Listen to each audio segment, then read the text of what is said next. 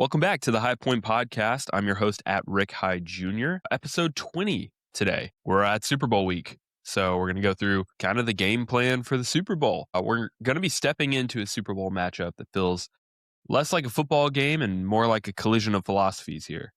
We're going to compare them a bit. Then, of course, later on, we'll get into the tip drill. Since I already made my pick on the Super Bowl in the last episode, Seattle Seahawks. In our closing segment today, I'm actually going to give my guess on some of the NFL awards. So let's go ahead and get into it.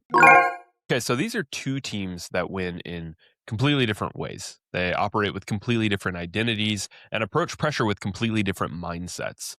And the best part is that this matchup gives us a little bit of everything. You have your drama, your strategy, your chaos, and your control. Really just a whole lot of identity. So we're going to set the stage here. We'll start with Seattle, a team that, despite having strong rankings on both sides of the ball, to me, right, he's the stabilizer to this entire secondary, the guy who really keeps the whole structure intact. I did like that he was named as one of the Super Bowl captains for the Seahawks alongside Jackson Smith-Njigba and Brady Russell.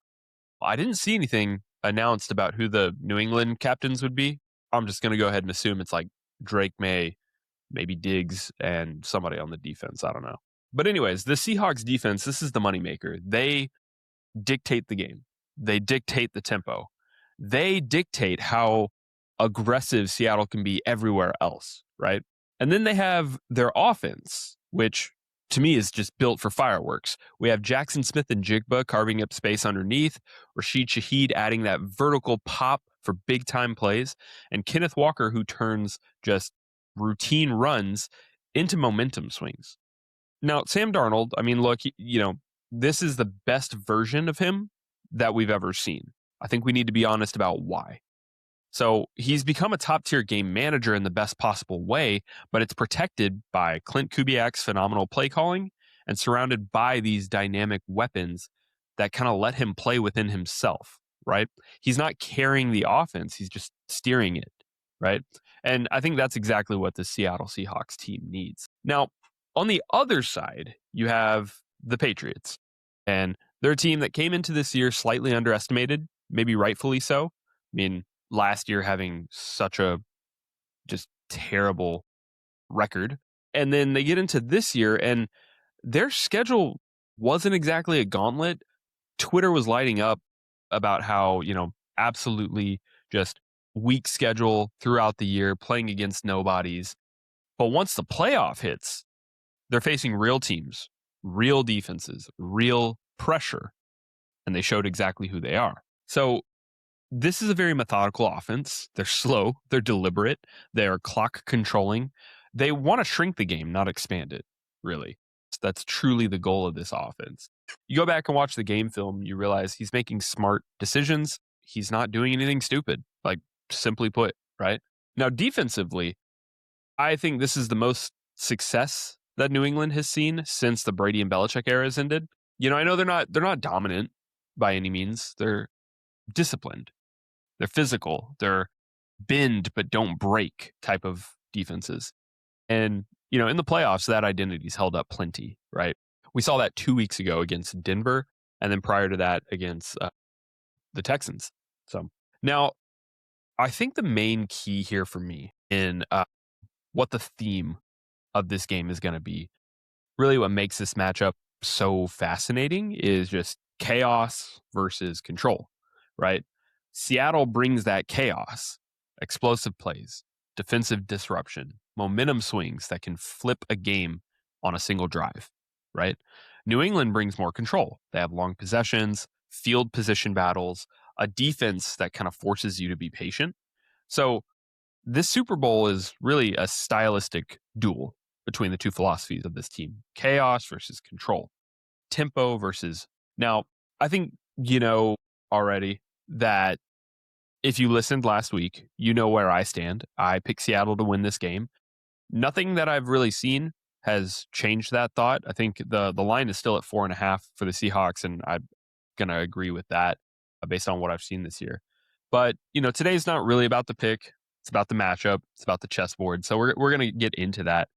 First thing I wanted to point out here that you might be seeing on the screen, I would have loved to see both teams do their throwbacks, but I think that would be color on color.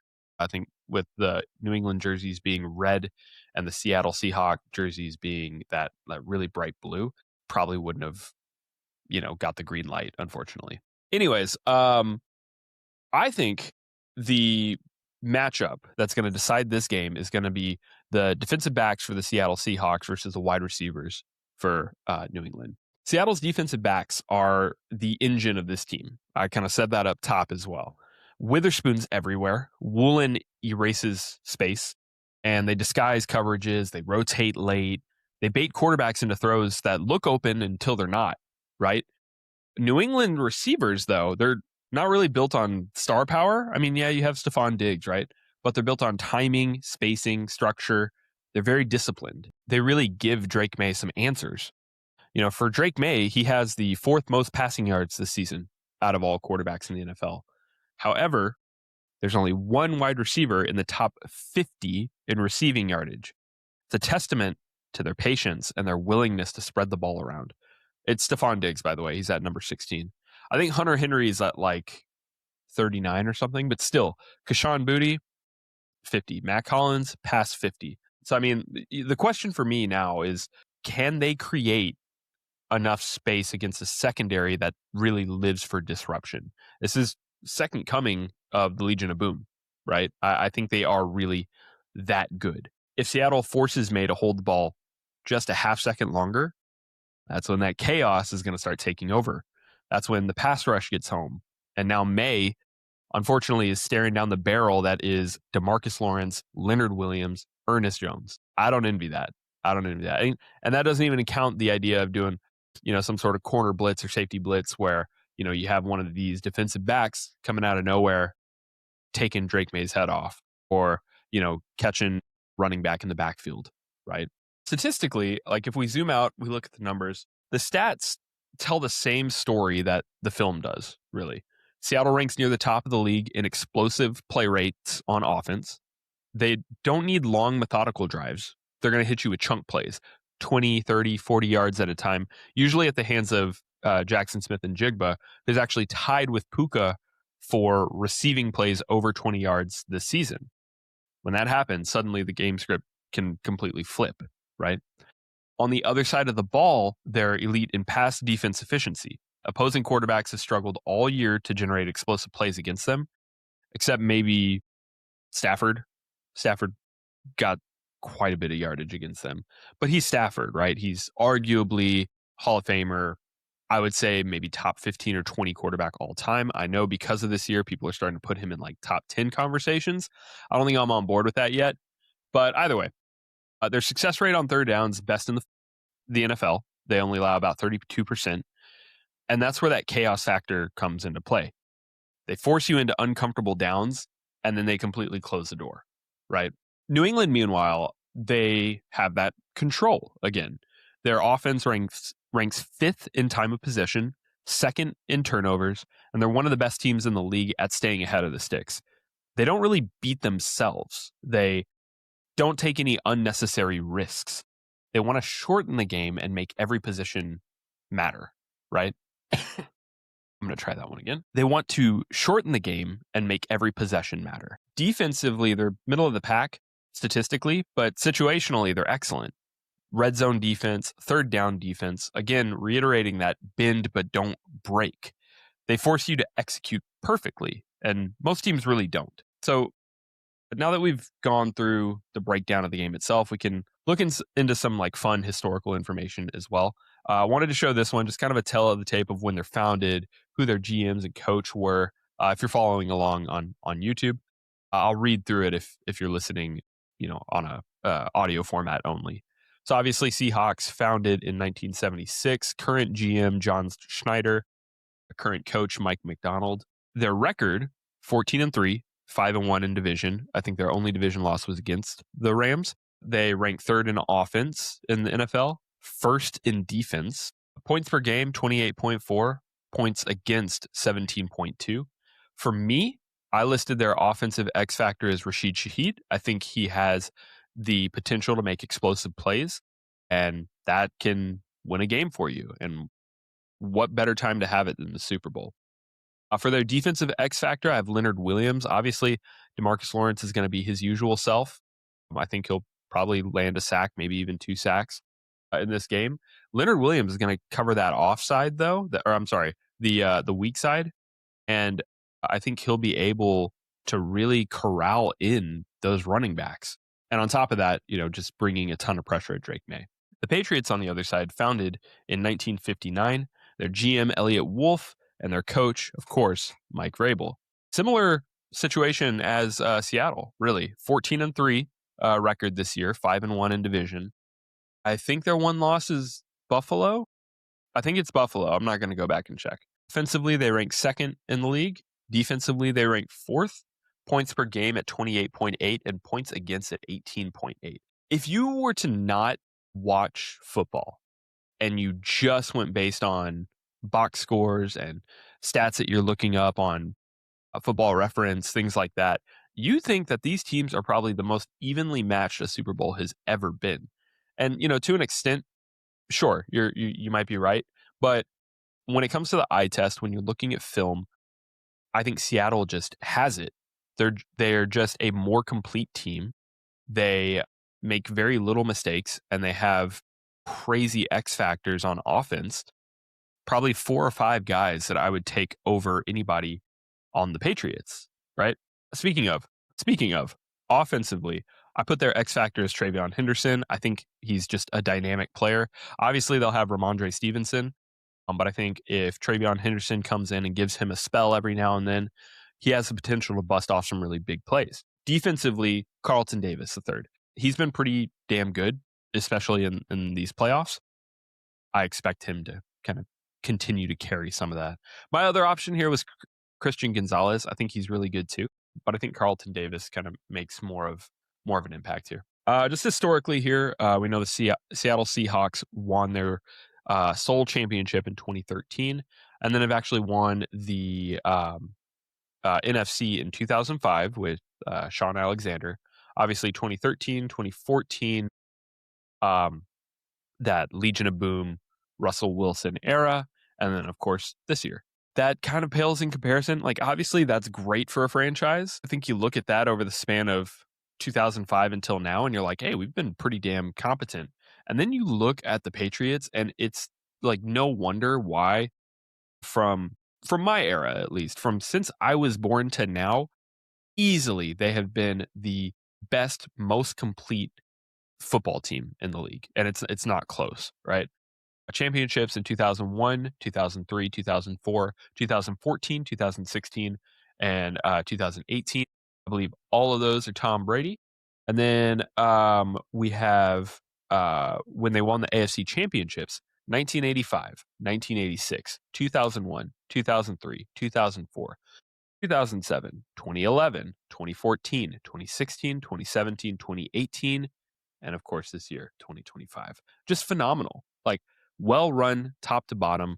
And it's nice to see them seeing success again now that the Brady and Belichick eras are fully over. Really makes me think, okay, this is a well-run organization, simply put. It helps that, you have some of that carryover from that era in Mike Vrabel, right? So some strengths here that I listed. Going down each position, I'll give my take on who I think has the upper hand here. Cut that part out. So when it comes to quarterback, I love Darnold. He's had a fantastic year, but I think this one's easily Drake Maye. I think he's the better player here. Running back, I don't think this one's close. I think it's Walker. And I think, by committee, I would say they're pretty. No, I still think, I was going to say they're pretty split, but I don't even believe that, because I think Walker, Charbonnet before he got injured, and George Holani, I think they are just more complete, and I think they are a better group than Ramondre Stevenson, Travion Henderson, and whoever else they would have in their third spot.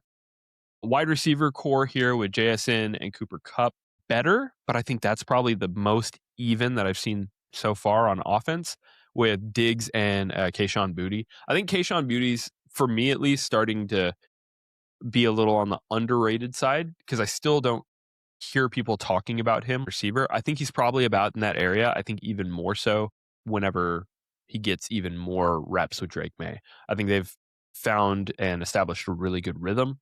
Obviously, Diggs coming in this year kind of put a pause on Maye and Booty being like the two guys. Diggs kind of pulling in a lot of those touches, which is great. Obviously, it's paid off. They're in the Super Bowl. On the defensive line aspect, just going through the defense, for Seattle, you have DeMarcus Lawrence, and for the Patriots, you have Milton Williams. I think both of those, again, fantastic, but Lawrence gets the edge here. Linebacker, you got two guys with numerals in their last name. You have Jones the fourth and Landry the third. To me, I think I'd rather have Landry, so maybe New England wins that one. But as a whole, linebacker wise, I think Seattle has it. And then of course, same almost, line for line what I just said about linebackers.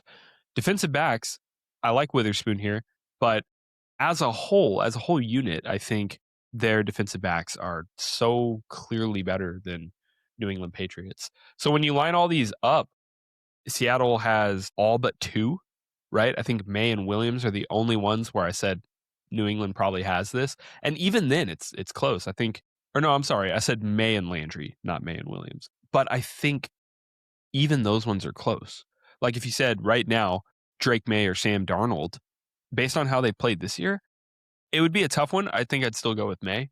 Same thing with linebackers. I would still go with Landry, but there'd be part of me that's like, maybe Jones is a better option there. Maybe Darnold's a better option there. So, for me, just comprehensively, Seattle leads this by a mile. Now, moving on to the next part here. So I wanted to take a second and do some all-time lineups here. I was going to do this off the top of my head because I thought that'd be fun. So quarterback, as much as it pains me, I think we'd have to go with Russell Wilson, right? Like I can't think of anybody else that should be there. Running back wise, most people would probably say Marshawn Lynch, but Sean Alexander was way better, and in my opinion, and had way more yardage for the franchise as a whole. That's where I think I'm going there. Wide receiver, okay, so obviously Steve Largent, right? And then after that, I don't know, like maybe Doug Baldwin. I feel like they have a lot of decent guys here. I'll go with Doug Baldwin for now. Defensive line, I think one of the Bennett brothers played there, right? Michael Bennett. They might have somebody better than that, but I kind of like him a lot. Linebacker, obviously Bobby Wagner.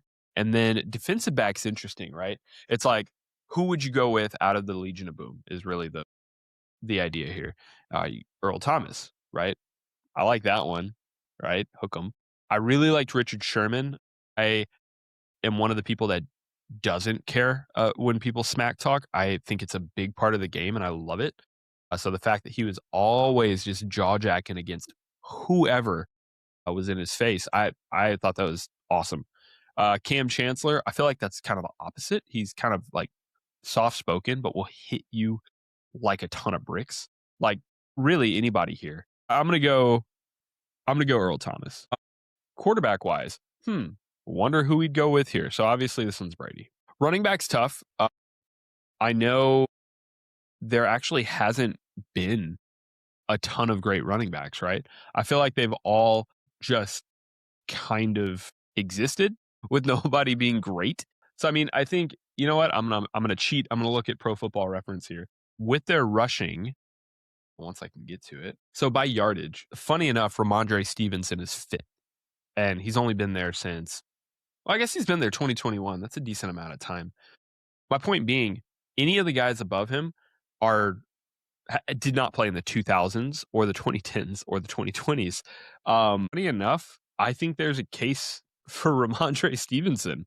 I don't think I would have said that. I mean, you look down the list and I'm thinking LeGarrette Blount, Stephen Ridley, who else is here? Sony Michel, Ben Jarvis Green Ellis, the law firm, Dion Lewis. Gosh, there's a lot of guys in here that Danny Woodhead, right? A lot of guys that ring a bell and you're like, oh yeah, I remember him. But nothing that has really elevated above, like right now, if you didn't know, if I said, hey, for the New England Patriots, who has more rushing yardage? Travion Henderson, who, by the way, this is his rookie year, or Shane Vereen. I would have thought Shane Vereen. It felt like he was there for so long. And no, Travion Henderson has more rushing yardage than him. And the list goes on. There's a ton of guys where I thought they would have had more yardage, but simply put, New England doesn't have, a ton of guys that are just lighting up their career rushing yardage. Wide receiver, I'm gonna go. Oh, that one's tough too. I think the easy pick is to go with the white boys. Go with Wes Welker and Julian Edelman. I know, obviously, defensive back, I'm going Devin McCourty. I think he had been there so long. He had contributed so much to that team. And I think he's easily, I'm going to take a look here. Yeah, he's third on the list for interceptions, career interceptions. Just lighten it up in terms of tackles, passes defended. Like it's not close. He destroys everybody else. It's so D-line and linebacker. I mean, the easy choice here would be to go somebody like Teddy Bruschi, somebody like Gerard Mayo. Hell, Mike Vrabel. You know what? I'm gonna give it to Mike Vrabel just because he's the coach now. So there's more of that. There's more of that idea that he's even a bigger part of the team, right? Because he's the coach now. Defensive line is interesting, but initially I wanted to say Vince Wilfork, but I don't think that makes sense. I don't know if that's like a good enough person there. Obviously, I shouldn't. I'll go ahead and say it. I shouldn't have to, but all of these people are from my time watching pro football. I'm not going to pull out some random guy from the 80s unless they are just historically known, like Steve Largent. So I'm looking at Pro Football Reference, and there's a few guys here with a ton of sacks from like 1982 to 1993. I don't know who that is. Andre Tippett, no clue who that is. So I think we go Rob Ninkovich. That's a good one. Yeah, we'll go Rob Ninkovich. He has a ton of sacks. He has a ton of tackles, and he played with them for a really long time. So we'll stick with that. But yeah, now that we've gone through the breakdown of the game itself, the big game, we'll jump into the tip drill. I think that could be really fun. We'll jump in first to some immaculate grid. I think that should be fine. I'm trying to see if that's too big or too small, but it should be fine. Okay. So this one's fun and seems like it could be pretty easy right off the bat. So for the rows, we have the Carolina Panthers, the Pittsburgh Steelers, and played with Andre Johnson. And then in the columns, we have the Minnesota Vikings, the Green Bay Packers, and 4,000 passing yards in a season. So I'd see some right off the bat that are super easy. So first we have Adam Thielen, right? I think funny enough, this year he played with the Steelers a bit as well. So yeah, it's pretty funny there. If we're going, is it Jabril Peppers? Or is it, okay, first let's put on unlimited mode. No, it's Julius Peppers.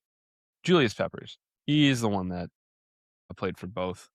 That's easy. 4,000 yards passing. I'm going to go with Delhomme because he's the only Carolina Panther quarterback. Oh, I could put Cam. Cam had a 4,000 yard passing season, right? Let's go with Cam just because I like Cam Newton. There he goes. Okay, cool. I'm guessing Delhomme probably would have been a lower percentage, more points. So be it. Here we'll go with the nasty man himself, Mr. Ben Roethlisberger. 4,000 yard passing yards in a season and played with Andre Johnson. There's a handful of quarterbacks I can think of. One of them I'm going to use for this Minnesota spot. Here I'll put Matt Schaub. Matt Schaub makes the most sense to me there. I'm sure there's others. I think Case Keenum probably did. He's the person that I'm putting here for played with Andre Johnson and also played for the Vikings. I think that one's the easiest option for me right there. So early on, and I remember Jacob had mentioned this guy early on in the podcast, Ahman Green. I remember him playing basically in the twilight of his career with the Texans. It wasn't very long, and I don't know if he was that good. I don't remember him being extraordinarily good, but yeah, he's there.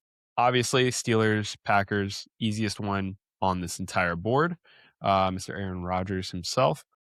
I was saving that one too. That one obviously could have been here, Steelers and 4,000-yard passing season. But, I couldn't name anybody else that has played for both the Steelers and the Packers. So I figured, okay, I'll save him for that and keep Roethlisberger for that final one. Now, Steelers, Minnesota, the only person that really comes to mind is Cordarrelle Patterson. I don't know how to spell his name though. Cordarrelle Patterson. Assuming yep, okay. There we go. So easy enough. Alrighty. We'll move on to Wordle. And as usual, we're going to start off with CJ Stroud. Okay. Good news is it's in the AFC and it's a quarterback. Usually when it gets outside my range where it's like, the fifth string wide receiver, like I'm not going to remember any of that. But it's quarterbacks. So I'm thinking I could get this one with the 8 guesses they give me. So quarterback, we know he's in the AFC, so we'll try somebody AFC North, and we'll say, or actually, okay, so it's somebody that does have a ring, right? Which doesn't matter. Pass sack. I think we talked about this like 2 episodes ago. I still don't know what pass sack is. I don't know if that's like times that they got sacked, or if it is like sack yardage. It seems like that would be higher for Stroud, though, so I don't think it's that. Okay, either way, AFC North, let's go with Lamar Jackson. No, he doesn't have a Super Bowl ring either. Either way. Okay, well, we're close with Louisville, but we know it's not the AFC North. So let's try AFC West and say Mahomes, because he does have a Super Bowl ring, so at least he'd pull up here. However, he might not be it because this says Louisville is close, and that wouldn't be close for Mahomes. He went to Texas Tech, right? So it's also not in the AFC West. So the only remaining option is AFC East, which between the Jets, the Dolphins, the Patriots, and the Bills, none of them really have a Super Bowl ring. So it's gonna end up being one of their backups. So we'll go Josh Allen. It's not gonna be him. We do know it's the AFC East. That sucks. I doubt it's gonna be. I can't recall anybody on the Dolphins, like a quarterback that's won a ring. It's Tua and Quinn. Like, I don't think there's anybody. It's not like there's not a backup behind. No, there's not. But it's ACC though. No shot. Does Tyrod Taylor have a ring? Like, because I know he backed up for the Jets. I actually started some games for the Jets this year. Where did he go to school? Virginia Tech, right? So he would be here as well, and he's got a Super Bowl ring. There it is. There it is. Stop playing with me. It's Tyrod Taylor. Easy stuff. As I say on my 6th guess out of 8. And that one was close, but we got there eventually. Okay, NFL team game. So this is their draft pick. I think I know who it is immediately. And I think it's because they have a number 3 pick right here. They have a number 3 pick out here. This feels rigged. This is none other than the Houston Texans. That's Will Anderson Jr. Yes, there it is. Okay. I'm not going to, you know what? This is one that I might be able to name at least, at least a few of them. How do you spell Willie? Willie? Okay. Anderson Jr. Wait, what? What? Is it just Will? Okay. Will Anderson. Oh man, I just realized this is a lot tougher than I thought it'd be. Is this to O? Then we have, you know what? I realized that I haven't seen them play in 2 weeks, and immediately it's like out of sight, out of mind. Oh well, I got here. I can name some of the other ones. It would probably just take me longer, and I don't want to be sitting here for 15 minutes doing this. Okay, next one, we're going to do the reverse NFL Immaculate Grid. So just like the Immaculate Grid from earlier, simply put, this is in reverse. You're taking the players, they're giving you the players up front. You got to determine where they go. The one that jumped off immediately with Sam Darnold and Geno Smith here, this has to be the Jets. Yeah, Robbie Anderson, that makes sense. Now, I don't know where Robbie Anderson played outside of the Jets, but I know AJ Green played for the Cardinals or the Bengals. So I think that's all he's played for. So one of these rows is Cardinals, one of these is Bengals. I don't even know why, but Zonovan Knight sounds like somebody that played for the Cardinals. So I'm going to do Cardinals here, and then I'm going to do Bengals here. All right, cool. Kerryon Johnson, I don't know why, but I feel like he went to Texas. That name sounds familiar. Like, I think he went to Texas. It doesn't help me here, but that name sounds so familiar, and I don't know why. Geno Smith has played so many places. I don't know who Khalif Raymond or Tanner Hudson. We could take the hint, and all the hint would do is show the player. I don't know how much that would help, but we'll go ahead and show it. I mean, I guess Kerryon Johnson looks like he's wearing a Panthers jersey, and I know Darnold played for the Panthers. So maybe it's that. It's not that. It's not that. And I only have 2 guesses left, so I'm not going to be 100% on this. Khalif Raymond kind of sounds like somebody that played for the Seahawks as well. I don't know why, but I don't know that Tanner Hudson. We could try Seahawks. It's not Seahawks. Okay, that sucks. I'm not entirely sure where else Geno played. I know he played for a ton of places. Darnold played for Jets, and he played for who we just named, the Panthers. Maybe this one's Seahawks. I don't know. I don't know why Kerryon Johnson. I'm trying to think of where else Sam Darnold played, and I honestly can't think of any because I feel like they were just short stints. Played for the Niners. Maybe the Niners. San Francisco. Yeah, it is. Okay, cool. Okay, it looks like the top one was the New York Giants, which I don't remember Geno playing a snap for them. And then the furthest column was the Detroit Lions. So Zonovan Knight, no, he didn't. He went to Auburn. Who am I thinking of? Leave it in the comments if you know. I'm thinking about somebody named with the last name Johnson that was a running back for Texas in the last, I don't know, 10, 15 years. But yeah, that was that. That was the Immaculate Grid. Okay, last game here before we close it out. This is the lineup game. You guys know how this one works. You have these different dollar tiers, and then you have the columns that are all different positions. Now, I have gone through this every time, picking what I think is the best. I haven't really tried to guess what other people would pick. I don't think I'll do well at that either, so I don't think I'm going to try. I'm going to keep doing this game until I pick the most guessed pick. For the quarterback tier, I would love to spend some money on Joe Burrow. I love Joe Burrow. $5, $1. If he anywhere in here, I would take Joe Burrow. But considering the rest of the game, I'm going to go with Jared Goff. I think he's the best value here for $2. Running back wise, maybe Javonte Williams is the best value there. Saquon, $4. Bijan, $5. Tyler Algier at $2 is not bad. And then, what's his name? Sampson. I want to say it's like Dalvin Sampson or Dustin Sampson. I don't remember. Wide receiver 1 in the $5 tier, they have Justin Jefferson, $4 Chris Olave, $3 Jalen Waddell, $2, what's his name? It's Reed with the Packers. Jay Reed. I don't remember his first name. And then Cedric Tillman for $1. That's low key. That's not bad. That's not bad for Cedric Tillman. Wide receiver 2, CeeDee Lamb's at $5. Jamison Williams at $4. Travis Hunter at $3. And Wan'Dale Robinson at $2. And T. Johnson. I don't know who T. Johnson is for $1. Wan'Dale Robinson, though, is probably the best value you're going to get here, right? And then I'm going to say, how many dollars do I have left? I have $8. I'm going to say Justin Jefferson and Jake Ferguson. That seems pretty good. I think if anything, maybe I would get, I wonder if yeah, we'll go ahead and submit that one. 2%. Okay. So not the highest, but what is the highest? Oh, the highest is the one I had initially. Is Javonte Williams, Justin Jefferson there.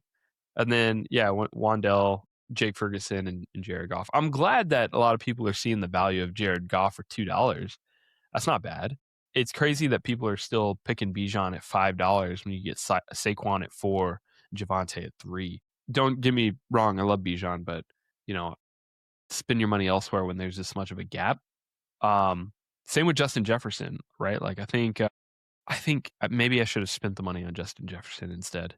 Or even CeeDee Lamb, because like the gap between CeeDee Lamb and Jamison Williams is huge, right? For that wide receiver 2. So I don't know. Maybe I would do it. I'd do it differently next time. Alrighty. Last thing before we head out, as you know, I already picked the Seahawks last episode. So what we're gonna do on this closing segment, instead of making the pick for who is gonna win the Super Bowl, because we already know it's the Seahawks, I'm going to go through the NFL honors and make my picks for who they think. Now, what I'm going to do, though, I'm looking at NFL.com, and they already have up some of the analysts that have given their take. I will tell you that, like, just plain and simple, I'll probably agree with a lot of the analysts' take. If it's like for example, first one, most valuable player, they have Matthew Stafford ranked number 1 with 22 votes, Drake Maye at second with 5 votes, and then Josh Allen, Trevor Lawrence, Christian McCaffrey with 0. I actually agree with that as well. I think it's going to be Stafford. He's had the best year that he's probably had in his entire career. He led a phenomenal offense that covered up for a lot of the defense mistakes for the Rams. So, like, yeah, I also think that he's the MVP this year. So we'll go through some of the other ones as well. But just to give you a heads up, like, I'm also seeing who their analysts are that, have given their vote. Maybe I'll agree with some, maybe I won't. Offensive player of the year. So Jackson Smith and Jigma has 14 votes. McCaffrey has 6 votes. Puka has 3 votes. Bijan has 3 votes. And then Drake Maye has 1 vote. That's kind of funny that Drake Maye's even on here. I don't view him as somebody that would be offensive player of the year because he's very much a game manager type of quarterback, not anybody that's super explosive, which is so funny because, like, the MVP, that's what I'm thinking of. Like, yeah, go win your game manager, award there. Somebody that is, consistent, somebody that, lights up the stat sheet, but also doesn't take a ton of risks, right? And especially with MVP, it's a quarterback award anyways. So again, just to see Drake Maye on this list for offensive player of the year is kind of funny. I think I'll again agree with the analysts here. I think it's going to be JSN. Damn, he's been so good this year. I don't agree that they have McCaffrey above Puka. I think I'd rather have Puka over McCaffrey. Stat that I talked about earlier in the pod, they're tied. Smith and Jigba and Puka are tied for the amount of plays over 20 yards. I think it's like 27 or 28 or something. So, they're both phenomenal players. And to me, I think Jackson Smith and Jigba has been the guy lighting it up all year from an offensive standpoint. Unstoppable, really. So, yeah, I think it's going to be him as well. Defensive player of the year, almost unanimous. So 25 votes to Myles Garrett, 2 votes to Will Anderson Jr., and then Nick Bonito, Aiden Hutchinson, Micah Parsons, all with 0 votes. Okay, so we're 3 awards in, and I'm realizing that I'm probably going to side with the analysts every single time because I'm looking at this one and the first 2. I don't like who else. I get it. The other 4 nominees have had fantastic years, but it's Myles Garrett. It's Myles Garrett. It's going to be Myles Garrett. Offensive Rookie of the Year. See, this is one that is interesting to me because 21 votes went to Tet. 3 votes went to Jackson Dart.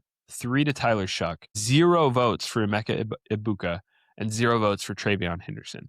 I have a couple issues with that. One, because this is so much recency bias because Ibuka and McMillan and Tet have almost identical stat lines, right? The difference is Tet came on late and Ibuka came on really early, right? I think the first like 3 or 4 games, he was leading touchdowns, leading receiving yards for the league. So I don't mess with this one too much. I think this leans towards Tet. I don't know if I'd agree with that. And I'd also like dark horse. I really like Tyler Shuck. I was so surprised. I was like, oh, they're putting him in. Game over. Who cares? They're just trying to pack it up and go home. Wait for the draft, right? Tyler Shuck was good. Like, not just, hey, carry us till the end of the season and make us look not incredibly bad. Like, no, he was actually good. So, for me, that's a little bit of a dark horse. I would honestly have Tet and Ibuka kind of tied. I don't know if I see Jackson Dart. I don't even know how he got those 3 votes. Just vibes, I guess. I don't think he deserves 3 votes. I don't know if these awards can ever tie, but if they did, I would put Tet and Ibuka as tied. Like, I think they had the same exact years statistically, just about. For me personally, I think I'd lean a little bit more towards Ibuka. Personally. Okay, next one, defensive rookie of the year.